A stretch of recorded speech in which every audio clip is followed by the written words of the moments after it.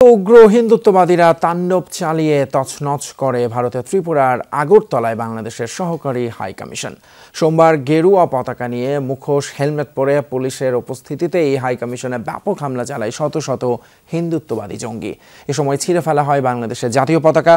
অন্যদিকে বেনাপোল পেট্রাপোল সীমান্ত ঘেরাও কর্মসূচি পালন করছে বিজেপির নেতৃত্বাধীন সনাতনী ঐক্য মঞ্চ।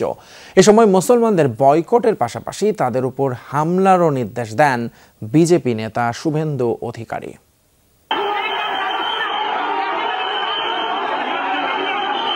সোমবার স্থানীয় সময় দুপুরে আগরতলা অবস্থিত বাংলাদেশের সহকারী হাই কমিশনে হঠাৎই হামলা চালানো হয়।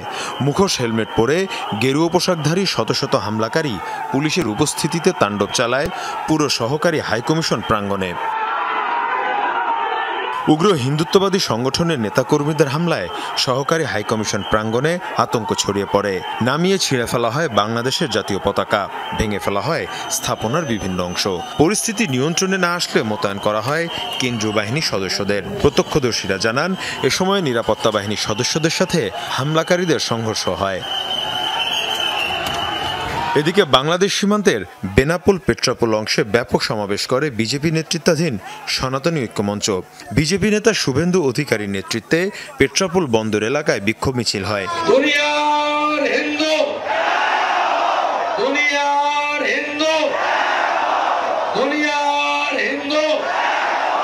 এ সময় বাংলাদেশ বিরোধী বিভিন্ন স্লোগান দেওয়া হয় মিছিল থেকে।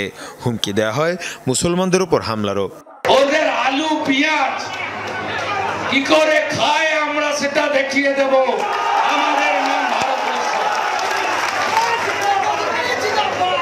রোহিঙ্গা মুসলমানদের খুঁজে খুঁজে চুলের মুঠি ধরে বের করবেন তো?